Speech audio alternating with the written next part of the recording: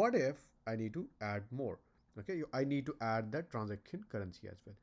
Okay, so what I can do is I can add transaction currency here, and I can add concatenation. If it is a single value, it will show up here. Okay, that's very easy. And if I want to add some space, I can add some space. Okay, so you see every transaction.